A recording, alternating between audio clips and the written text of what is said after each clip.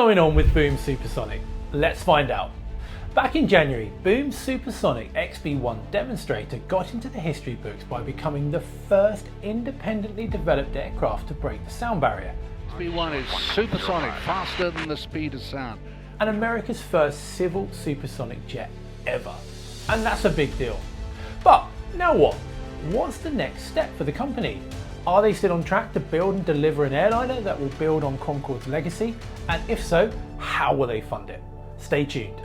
So here's a quick quiz for you. When was the last time that an aircraft carrying fare-paying passengers flew through the air faster than the speed of sound? Well, I'm sure you're all thinking of Concorde, which last flew in 2003, and you'd be right.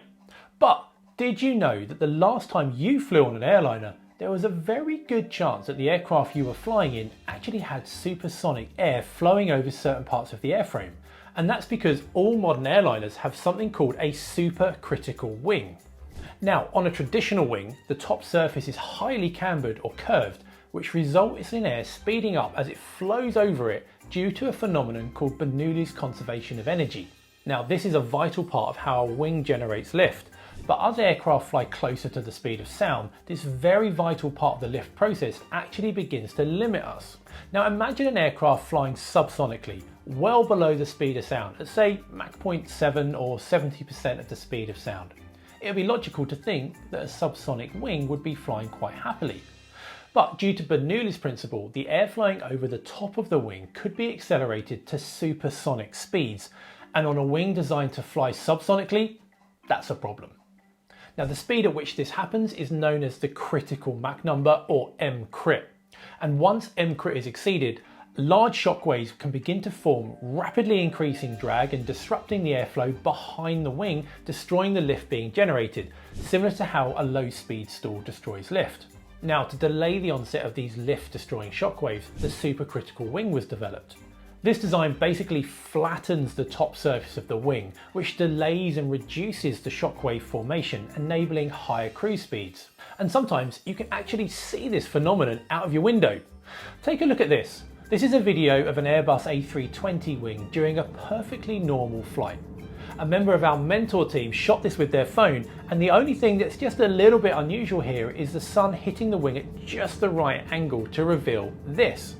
Well, what you're looking at here might look fairly insignificant, but it's actually a small shockwave, or more specifically, the shadow of a shockwave on the upper surface of the wing. This happens because the aircraft is flying in what is known as the transonic speed regime, where some parts of the aircraft, like the upper surface of the wing, accelerate the air to supersonic speeds.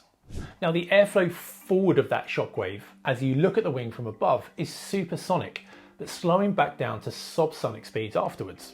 And that's pretty cool, and definitely worth looking out for during your next flight, and let us know in the comments if you've ever seen this. But of course, this is not what we mean when we talk about supersonic flight. If we want all of the plane to fly faster than the speed of sound, then obviously the last airliner to do so was Concorde before it was retired in 2003. And I find it really sad to think that it's been over 2 decades since the beauty of Concorde graced our skies above us. But if Blake Skoll, the CEO of Boom Supersonic, has his way, the company will make supersonic passenger travel possible again in just a few years. And to that end, Boom took a key step in achieving this on the 28th of January this year when the XB-1 experimental testbed broke the sound barrier.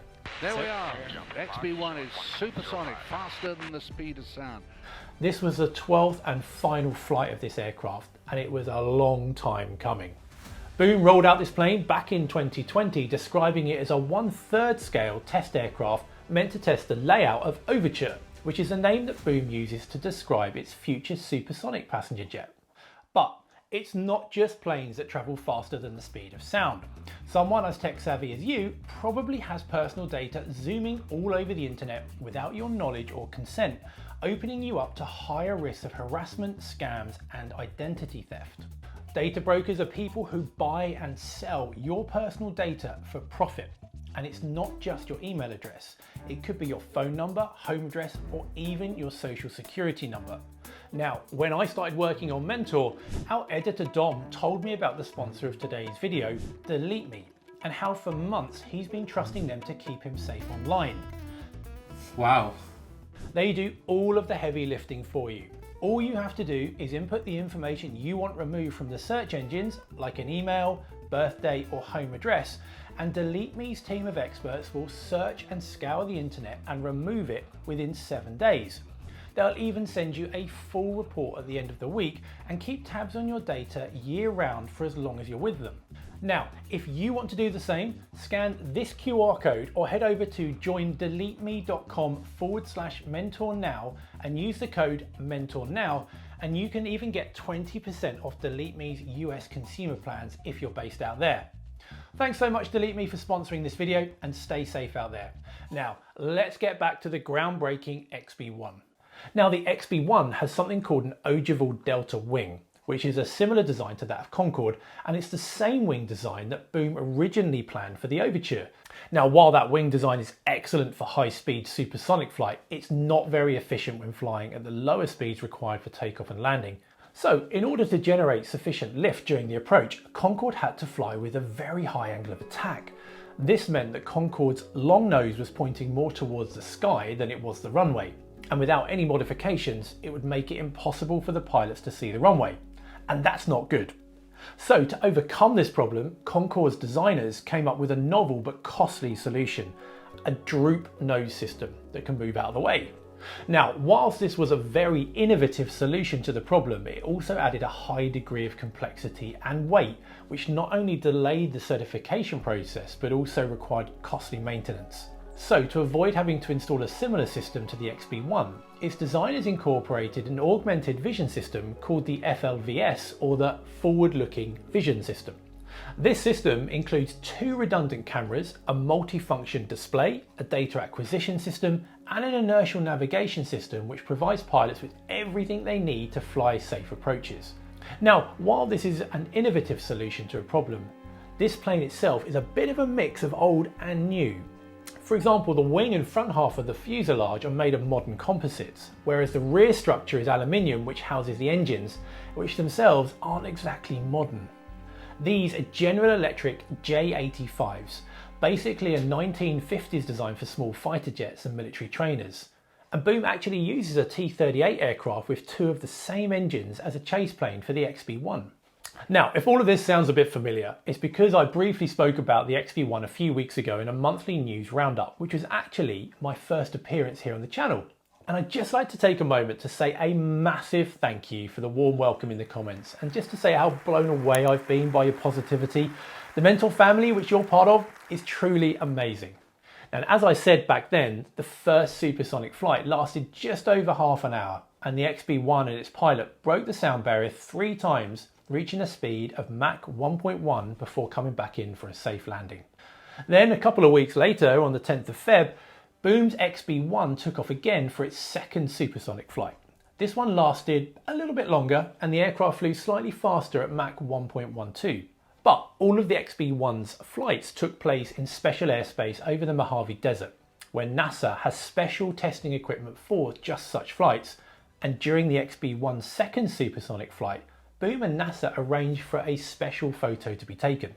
This process is called Schlieren photography, and if the aircraft flies at a certain angle in relation to the sun, then it becomes possible to see the way that air density changes around the aircraft as shockwaves form, similar to shockwaves that we saw over the Airbus A320 wing, but on a much bigger scale. More importantly, perhaps, Boom announced that neither the XB-1 supersonic flights actually featured a sonic boom that reached the ground, and that's really a big deal. During testing, the aircraft flew high enough and at a low enough supersonic speed and in the right atmospheric conditions that no sonic boom reached the ground, something that NASA's special array of microphones in the desert was able to confirm. Boom calls this boomless cruise, and it can occur when the aircraft flies between Mach 1 and Mach 1.3, but again in the right altitude and atmospheric conditions. In very simple terms, as the shockwaves travel downwards, the warmer, denser air causes these shockwaves to diffract, bending them back upwards away from the ground. But believe it or not, this isn't actually a new idea. The phenomena is called Mach cutoff, and NASA has been studying it and the conditions it can happen in for quite some time now with their own test aircraft, which is why they already had those special microphones in place.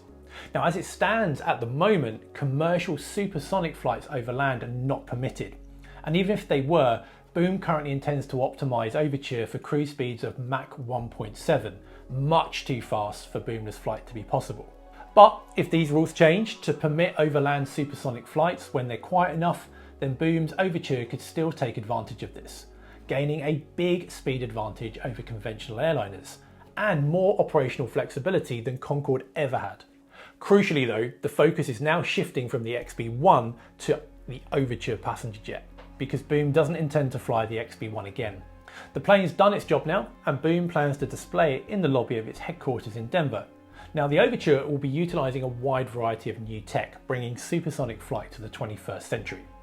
Its flight deck will incorporate modern avionics with 17-inch touchscreens, active side sticks that allow pilots to be aware of each other's inputs, which in my view is a distinct advantage over the Airbus system, plus the enhanced flight vision system, which will basically be a wearable head-up display to increase situation awareness, especially in low visibility conditions.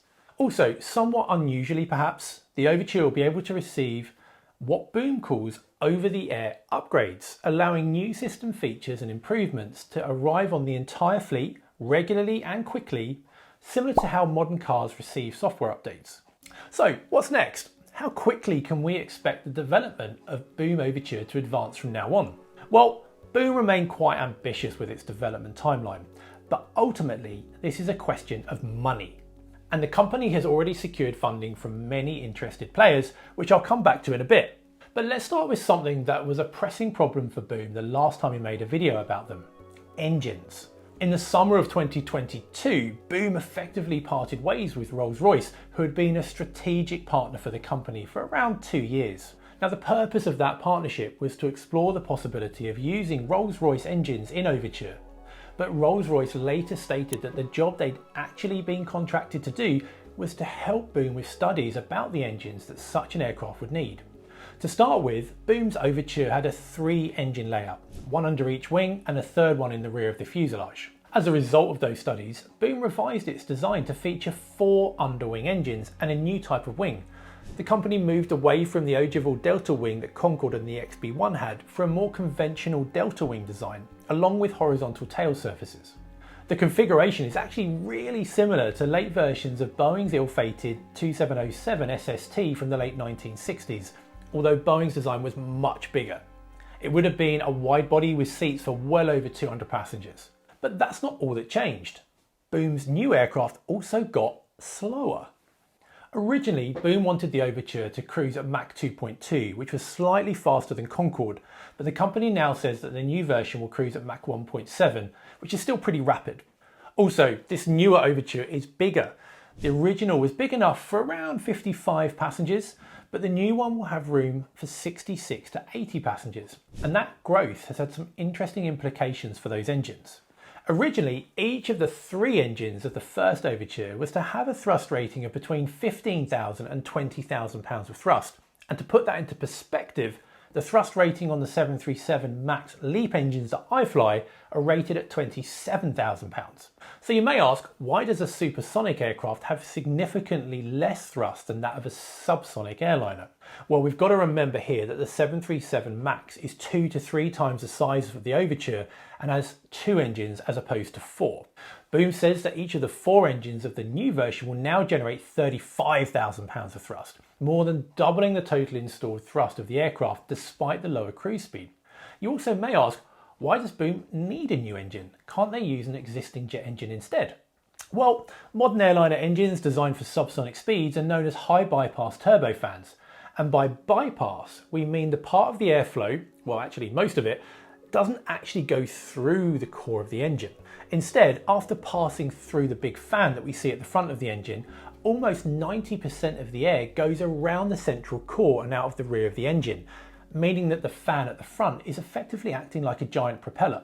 The other 10% goes through the central core of the engine, where it gets compressed, ignited and shot out of the rear of the engine, which provides an element of thrust as well as spinning the turbine blades, which are connected to the compressor blades at the front of the engine via a shaft and in turn spin those blades.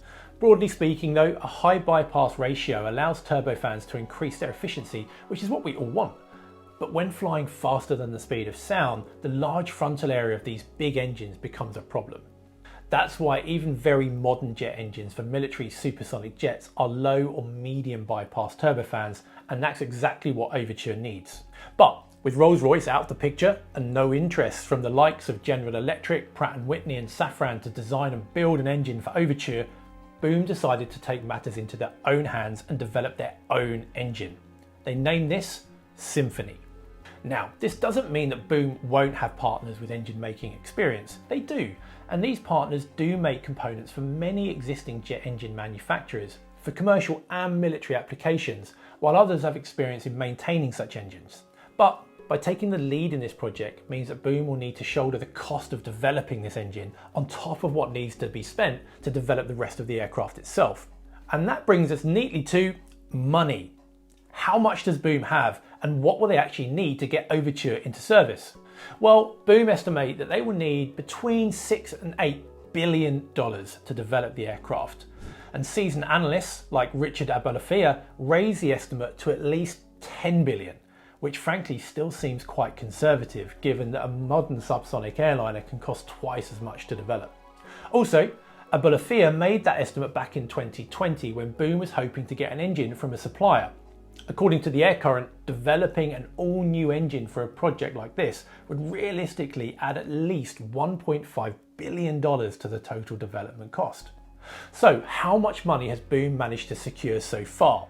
Well, by the time the XB-1 broke the sound barrier for the first time, the company had managed to secure around $600 million. And this money includes deposits from launch customer airlines, contributions from various investors like OpenAI's Sam Altman and LinkedIn co-founder Reid Hoffman, plus support from potential customers like the US Air Force in a collaboration with military contractor Northrop Grumman. The company has also received support in different ways. To assemble the Overture, Boom will use a purpose-built site in Piedmont Triad International Airport in North Carolina. Boom calls this the Overture Super Factory. The construction of the main building was completed in June 2024, and the work was made possible in large part thanks to the funding from the state of North Carolina. In essence, the state believes that the jobs that Boom will create in the region and the taxes they expect to collect from the company and those who work for it make it worthwhile to fund part of the project. The relevant paperwork lists approvals for $56.75 million for the construction of the hangars, $15 million for related work around the airport, plus $35 million to improve the road access to the airport, specifically for this project, and that's a total of $106.75 million. Now, for a facility like this, Boom would need to have a steady demand for Overtures from customers around the globe. And that means that the economics and features of the aircraft need to make it a practical proposition for as many routes around the world as possible. Which brings us back to those updated specifications of Overture and the choice to use 4 £35,000 turbofan engines. And one potential issue here though is range. The Overture will be able to fly a bit further than Concorde, around 4,250 nautical miles instead of Concorde's 3,900. That means that the transatlantic routes that Concorde flew will be no problem for Overture, but Boom also hopes to sell the aircraft to airlines that will perform trans-Pacific routes, which won't be possible without a fuel stop along the way. Boom argues that the plane will still be significantly faster than conventional airliners. For example, flying from Seattle to Tokyo in a regular airliner takes around 9 hours, but Overture will be able to fly the same route in half that time, even with a 30-minute fuel stop. Boom also claims that it's designed Overture for quick refueling to make this process easier. But weirdly, many analysts believe that this speed is actually too slow for the economics of the aircraft to work. There's a reason why the original Overture design was planned to cruise at Mach 2.2. As explained by Scott Hamilton in Liam News, the speed was necessary not just to please the passengers, but for practical and operational reasons too. At Mach 2.2, an aircraft and its flight crew would be able to fly 2 legs in a day. For example, a return flight between London and JFK, which is pretty insane. For many routes, reasonable arrival and departure times at airports with different time zones also became trickier to organise if the flights aren't quick enough. In practice, designing the aircraft for Mach 1.7 meant that the engines could be simpler. Unlike the complicated intakes of many military jets, the intakes of the Overture Symphony will be fixed and simpler than those that the XB-1 testbed was originally meant to test. Fuel efficiency is another issue here. Boom says that the Overture will be able to use 100% sustainable aviation fuel, or SAF, from its introduction into service. But with SAF being quite scarce and very costly, many question the use of SAF in supersonic applications. Finally, there's the project's timeline. Despite mounting delays, Boom still claims that it will fly passengers in the Overture before the end of the decade. And that seems quite difficult, especially given the delays at certification of other aircraft that we've seen recently. Engine certification timelines are even tighter. John Ostrava of the Air Current points out that engines from established manufacturers like GE, Rolls-Royce and Pratt & Whitney can take 4 years to develop, even when they're basically updated versions of existing engines. All new engines like the CFM LEAP needed 5 years from launch to service entry, despite using the same technology from GE's wide-body engines. Boom launched the Symphony engine at the end of 2022 for a 2029 entry into service, which seems quite optimistic given their inexperience and the unusual nature of the engine's application. Frankly though, the daunting task that Boom faced today really emphasised how ahead of its time Concorde was when it entered into service all of those years ago. On paper at least, the decades since then offer many opportunities for improvements, from more efficient engines, composites, lighter, stronger metal alloys, better aerodynamics, and yet matching Concorde's speed is still proving difficult. Now, I don't really want to end this on a negative note though. Is this an ambitious project? Absolutely. But you have to be ambitious, creative, and maybe a little crazy to take on something as monumentally challenging as this.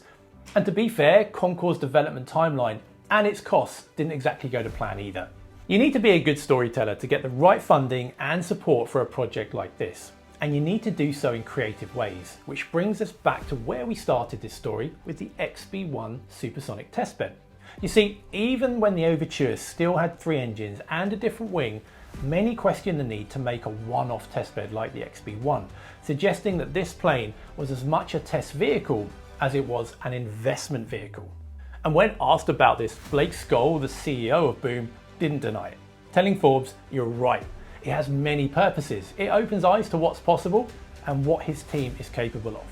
Now, we miss Concorde, so we hope that Boom really can prove its critics wrong. And now that their demonstrator is done demonstrating, it's time for them to show the world what they can really do. But let me know what you think in the comments. Would you love to see this succeed? Would you fly supersonically on Overture? Let us know what you think. I'm Ben Watts, you're watching Mentour Now. Have an amazing week and I'll see you next time.